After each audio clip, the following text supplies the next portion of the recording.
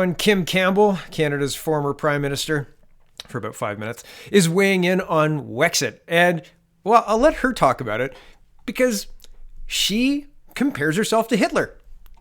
Right? Weird. Here we go. And we're always going to have issues we have to resolve. Well, we're done with Wexit now. What's your opinion on that? Well, it's just nuts. I'm sorry, it's nuts. Why? Well, first of all, it's a dead end. What, so Alberta's going to separate, so that's going to make it easier for them to get access to Tidewater. I'm sorry. That is a slogan designed to make people mad. It's designed to create unnecessary division, anger, resentment. That is not how grown-up people address the problems. I just see this and I think, grow up. Let us find ways that we can resolve our issues, recognizing that, we have a lot of serious issues in Canada, and we need to be adults and address them. And stimulating people's, I've always said, when you have access, when a leader has access to a pulpit, and I remember when I was a young woman and I discovered I could move people when I spoke, it frightened me. Because when I grew up after the war, and I would say to my mother, how did Hitler come to power? And she'd say it was a very charismatic orator. I understood that the ability to move people when you spoke was a very powerful thing. And we all have buttons you can press. I'm from British Columbia. We're the Rodney Dangerfield of Confederation. We don't get no respect. For years we were paying in and far away and, all that kind of stuff. You want to get me mad about stuff, you can. And then what? And then what problems am I going to solve? And then what dialogue am I going to be able to enter into? The most important thing that I learned when I became a member of Parliament was I learned about my country. I learned as all my colleagues who came from different parts of the country with different priorities and different problems, and how you have to listen to people. So I'll leave it there. Saying that, and they misquoted, Global News misquoted what her quote of, or what her saying what Hitler said was. She said, the quote was, "When I was a young woman and I discovered I could move people when I spoke, it frightened me because I grew up after the war, and I would say to my mother, how did Hitler come to power?" And she said, Hitler was a very charismatic orator, not order. Hitler was a charismatic orator. The whole conversation was talking about how you can sway people with your pulpit. And Miss Campbell was saying that the Wexit people are trying to dog whistle to this group of people. So she's trying to, in comparing herself to Hitler with her way with words, right? That oration that she was just doing totally convinced me. No, it didn't. But the point was, these people who are very charismatic orators, they can sway a crowd. And she's trying to say it's Hitler-esque to promote Wexit. And the idea, and when she says, what are you going to do? Separate from Canada and then get access to Tidewater? No, you're going to separate from Canada and then have the ability to negotiate unilaterally with the United States, because right now they have to go through Ottawa, Kim. Come on. Right? I'm just a dude in my garage, Kim. You should know this stuff. So this is a real threat. And the precedent has been set. It's a simple vote, really. And thank goodness for the powers that be, that Jason Kenney and Scott Moe are premiers in Alberta currently, because neither looks to be looking to exploit the actual Wexit wedge. Neither one. Both are saying we're going to try and do this within Confederation. So I don't think Wexit is necessarily on the table, and the people who are in charge of Wexit are trying to create a party similar to the Bloc. So, as much as the Bloc is a separatist party, Wexit looks to be going down that pathway. And is that going to be any more effective than the Conservatives or People's Party votes? Right? I don't know. I don't think so. I don't think an Ontario Federalist Party or an Ontario Separatist Party, an Ontario Nationalist Party, a Nationalist Ontario Party, a party that's similar to the Bloc or similar to what Wexit looks to be shaping up to be, would fly. I don't think it would. And not to say that Ontario is special or anything like that. I don't know that it's galvanizing. I think Wexit might be galvanizing enough to have enough people say this is frustrating. But in Alberta, the Wild Rose Party rose and fell. Well, rose and was enveloped by the United Conservative Party. Did you get what you wanted? I don't know. I'm asking genuinely. I don't know. I don't know if that's better. Right? I mean, sure, you won the election. Is Kenney doing what most people expect? Is it acceptable to the Wild Rose group? I don't know. But I think Kim Campbell's take on this whole thing is missing the point. And I think that's purposeful. And Global News, surprising. You don't know what an orator is. Listen to the quote.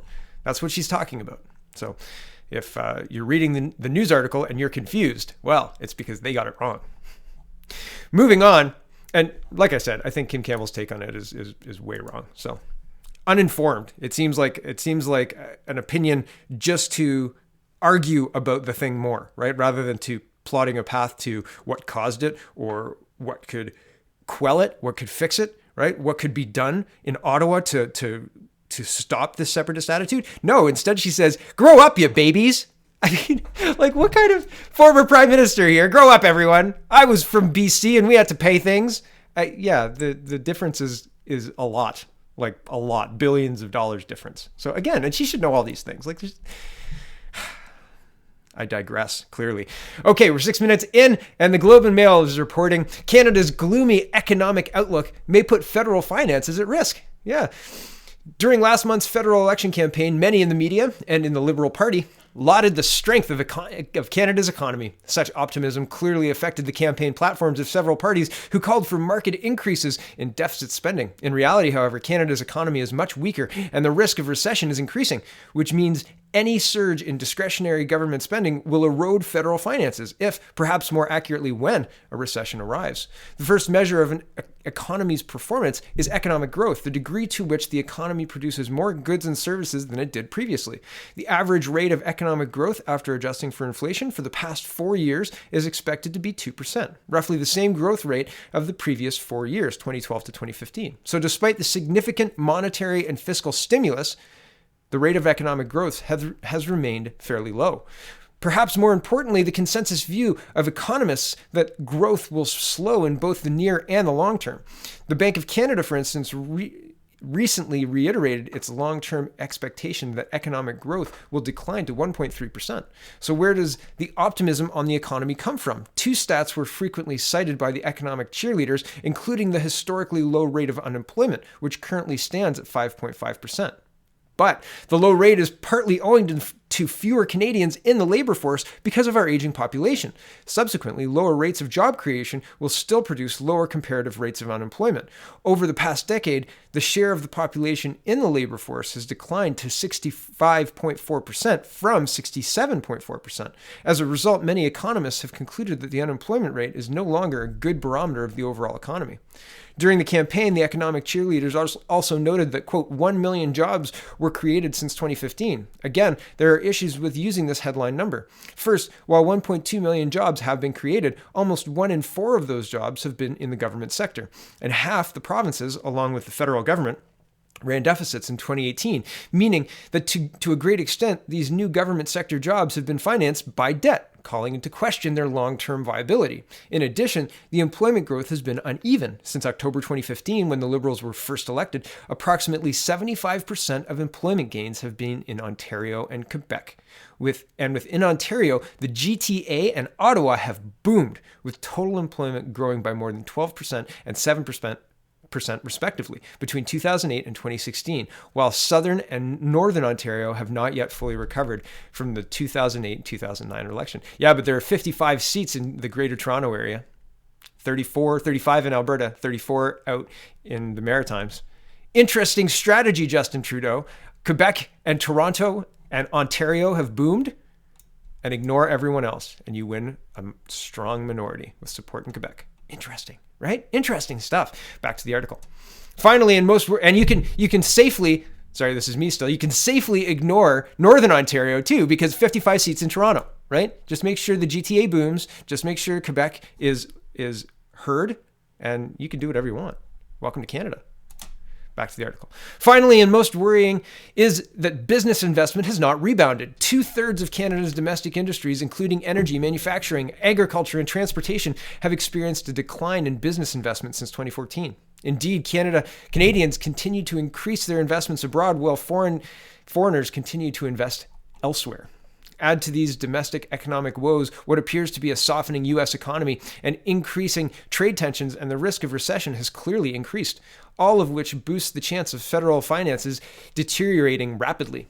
The current deficit is expected to reach $20 billion this year, and the re-elected Liberals promise to raise the deficit to more than $27 billion, a 37% jump to finance new spending. Their likely partner in passing the next federal budget, the NDP, campaigned on increasing the deficit to $32.7 billion. Clearly, the new government should recognize the economy's weakness and risk of recession and hold new discretionary spending to a minimum to protect federal finances to the greatest degree possible. But this is me now. They're not going to do that. Not even a little bit. Nope, not a little bit. They're going to spend like they've spent before, but probably even more. Even in a minority. Because like I said, I think they've got a pathway to do it. If the NDP won't allow it, the Bloc might, right? So that's where I think we're at. And I don't even know that Justin Trudeau will ask. I think he'll play the game that he's been playing, but we'll find out. We'll see. Thanks for watching, everybody. Check out CanadaPoly.com and have a wonderful, wonderful